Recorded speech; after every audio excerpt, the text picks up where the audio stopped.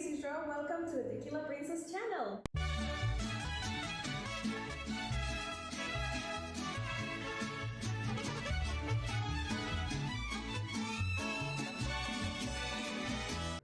Today is tequila time. I want you to get to know it a little bit better, so I will be explaining a little bit of the background of tequila. I will show you how to taste it like a pro, and we're gonna get to know my beautiful best friend here. First of all, tequila is a drink that is made in Mexico. If it is not made in Mexico, you cannot call it tequila. Sorry. Basically, we have this appellation of origin law. We can produce it in 5 states, which is the whole state of Jalisco, which is where I live, and also Querétaro, Michoacán, Nayarit, and a few municipalities also in Tamaulipas. If the agave was not grown and produced and turned into tequila in one of those states, you cannot call it tequila. It's like champagne, you know? If it is not made in Champagne, France, you cannot call it champagne. It's a bubbly wine. So, same happens with tequila. Also, it has to be made with this beautiful plant that is called Agave Azul Tequilana Weber. It's the only one that you can use for producing tequila, although there are like 200 or more different kinds of agave, but only this one you can use for tequila. I want you to think of tequila in a different way that most people do. In shops, party all night and getting drunk super fast, but I would like you to treat it with a little bit more respect. Because let me tell you, behind one of these beautiful bottles, there is a lot of work. I want to tell you a little bit about the process of tequila so that you have an idea of how much effort, how much hard work, and how much love is behind every single one of the bottles, so that next time that you are buying a bottle of tequila, you can fully appreciate it. First of all, we're going to have these huge, beautiful fields with rows and rows and rows and rows of agave azul. And the agave is going to be growing there for something between 7 to 10 years. Yes, years. Not months, not weeks, years. For the plants to be fully mature so that they can harvest them, called hima, and cook it with either furnaces or autoclaves in something between 12 to 48 hours, so that they get super sweet, concentrated all the sweetness inside of the agave, and turn that with meals into mosto, which is something like agave juice. After that, you will be dividing tequila into categories. Either 100% agave, which is the best tequila that you can ever have, which means that also all the must that they fermented came from agave plants, or you can have tequila with nothing else in there, which means that at least 51% of the must came from agave and the other 49 or less came from something else, corn syrup, melassa, whatever you can think of. After they fermented this juice, they will distill it, and after that they will bottle it or age it and then bottle it and give us love in a bottle. So please, next time when you're buying a beautiful tequila bottle, remember that it took at least 10 years for you to get that tequila bottle. It doesn't matter if it is an expensive one or a cheap one, you still will have years of work and dedication to get that beautiful tequila bottle that you have in your hands. Until February 2020, because, you know, pandemic and all, things might have changed since then. But until February 2020, in Mexico, there were, well, not in Mexico, in the world, there were 1,791 brands of tequila. Yes, you heard right, almost 2,000 brands of tequila.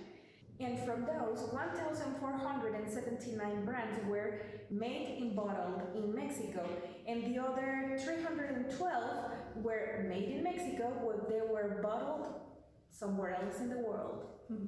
So, although that I like to think of myself as a tequila expert, I definitely do not know all the brands that there are. There are just way too many. So whenever I talk about my favorite tequilas, of course I am talking about the ones that I have tried, not the ones that they exist. So if you have a different preference, let me know. Maybe I have to try it and maybe I will switch my taste. But everybody has different taste, and that's the beauty of it. With tequila particularly, you have a little bit of something for absolutely everyone. If you don't like tequila and you ever cross paths with me, I will show you that you do like tequila, you just haven't tried the right one. Okay, so I want to share with you a professional technique for tasting tequila. This technique is what you would use the first time that you try a new tequila, so that you get acquainted with the new flavors, the smell, the sensations, and you can fully experience it. There is a specific kind of glass for tequila, believe it or not, but I do not own it. So usually champagne glass is like the best option for this, because it has the perfect height, the perfect distance in between your nose and the tequila for the smelling part. I will be using the añejo to show you some of the qualities that you can look for on a tequila. Let's hope I don't make a mess.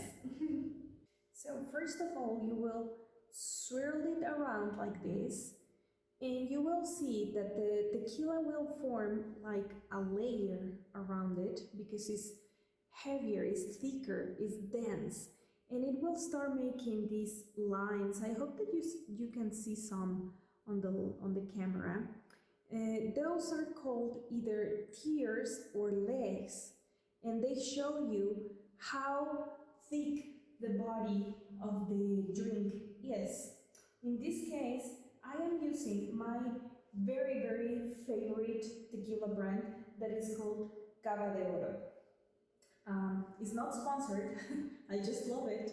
You can see that it's super thick, and then you will be able to appreciate the aromas that you can have in each one of the tequilas.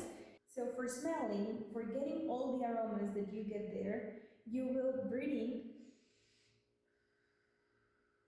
breathe out, not breathe again, and then you will place the edge of the glass next to your nose. Without breathing, you will put it close, and then you will inhale the aroma so that you can get as clean of a smell as possible.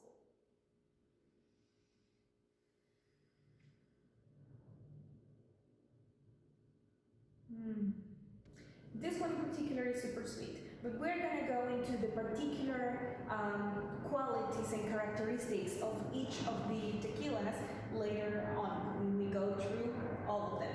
For now, that's the way that you're supposed to smell it. Then, for tasting, I will explain the technique now, and I will show you how it's done when we go to our first tequila. Breathing is super important for the tasting of a liquor, whatever you want to taste.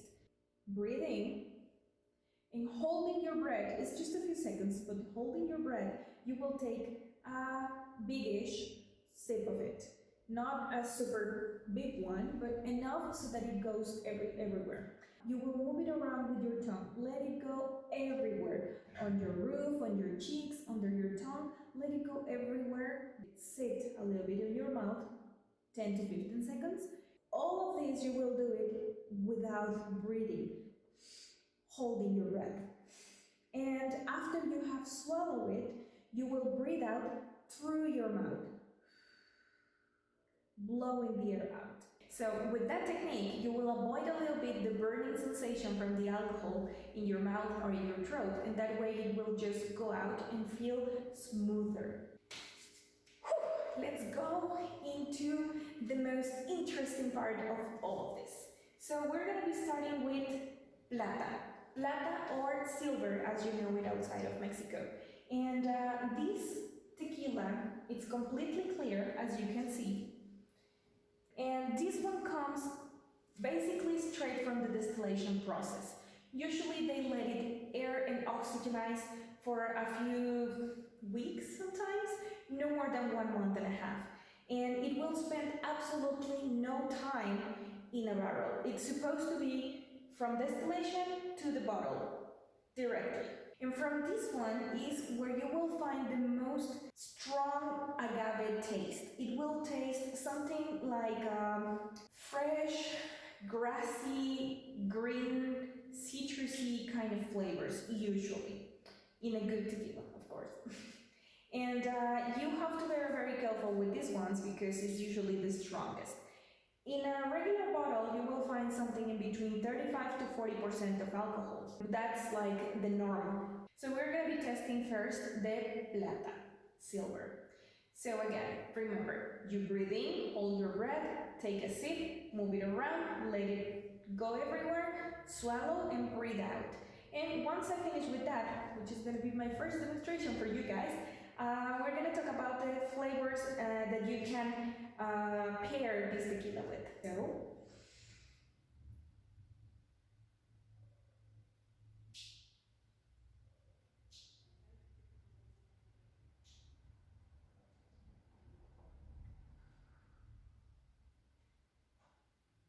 it's strong, let me tell you. Ooh. I'm not a big fan of the silver tequilas. I rather go for añejos or extrañejos, but this one is so good. Usually, you can feel a little bit of tingling sensation in your tongue when the tequilas were made in a furnace. It's kind of a smokiness in it, but very subtle, smooth. And usually these flavors can go very well with fish. Fresh and cold flavors and textures that will go perfectly with tequila silver. Now we're going for reposado. Reposado is the first of our tequilas that have been aged in a barrel. It's usually either American or French white oak barrels. In the case of this brand in particular, they use French new barrels, and a traditional reposado will have to be in a barrel something in between 3 to 11 months. If you reach the 12 months, it will change to an añejo category. So, less than a year in a barrel, you have reposado. I want you to see the beautiful color it has. A very light yellow, super clear, but you can already see the wood in it. These tequilas usually have a sweeter taste in them, lightly smoky because of the barrel, but not very strong, super subtle, kind of like honey, flowery taste in them. Let me taste it for you and refresh my memory so that I can share with you what I perceive in these ones, and I will tell you what you compare it with. Ah, delicious smell.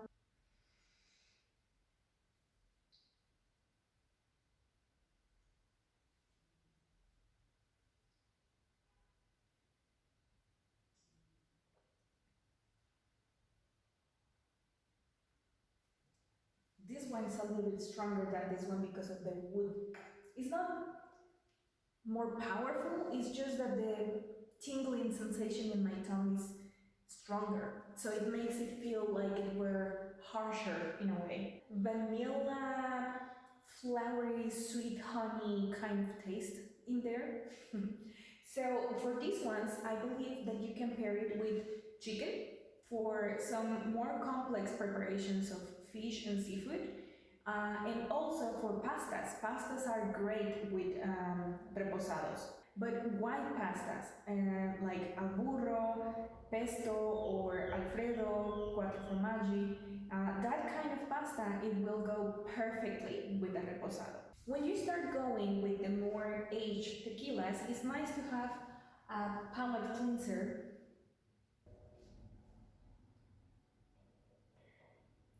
so that you can actually feel the next flavors that you're gonna be getting into. Okay, so next one will be añejo. Añejo is starting to go into my favorite categories. As you can see, the color is a little bit darker, more like amber kind of color. These ones spend 1 to 3 years in a barrel. Usually they have a stronger smokiness in them, but they are also smoother. The longer they spend in the barrel, the softer and smoother they will be. That's why personally I prefer añejos and extrañejos. And usually, of course, they will be also more expensive. So you have these beautiful tequilas that usually have these flavors that are more smoky, woody in a way. And you could also describe them as caramel. It's this kind of slightly burned, sugary, sweet taste in them.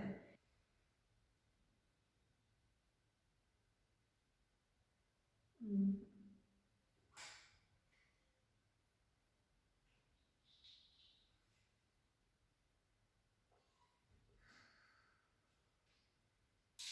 Ooh, so delicious. This one has a stronger, super strong, woody taste in it. You know, it feels somehow, it reminds me a little bit of cinnamon or caramel. These ones go amazingly with a table of cheese and charcuterie, for example. You can pair it nicely with very aged cheeses like blue cheese or Roquefort or something strong like that. And also for very clean cuts of meat. Argentinian style, you know, the thick kind of meat. Those go really nice with this one. And let's go to our final tequila, which is gonna be the Extrañejos. Outside of Mexico, it's really hard to find this kind of tequilas. This one is the darkest of the tequilas, and it's more like a light brown kind of color, very dark amber kind of thing. This one spends more than 5 years in a barrel, usually something from 3 years and up, but most commonly 5 years. This one usually has a very cognac-y, brandy style of flavor because it's super woody, super smoky, and it's just so saturated, so concentrated, and depending a lot on the brand, but they are usually super sweet. That's why I do recommend this one as digestive and for desserts. Now let me taste this one. My personal favorite of all times is not only Cava de Oro, but Cava de Oro Extra Añejo. Palate cleansing.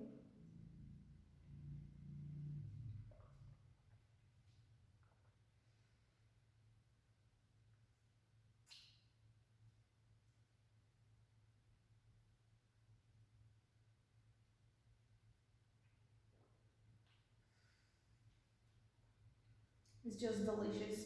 And as I said, it's ideal for desserts, for chocolate, or for any kind of sweets. So that was everything about the kinds of tequila. So now let me know which one is your favorite, which is your favorite brand, your favorite kind of tequila, and maybe you have never tried tequila, let me know also in the comments. And if you like this video, please give it a thumbs up. And if you haven't already and would you like to, please subscribe. That will mean a lot to me. And also let me know if there are some particular brands or styles of tequila that you would like me to try. There are some that I didn't cover in this video, like for example, Tequila Joven or Tequila Cristalino, which is a different kind of tequila, but maybe later I will go into those because those are also very interesting. But let me know what you think, what would you like to see in the future, and have an amazing week! So thank you for watching and see you next time!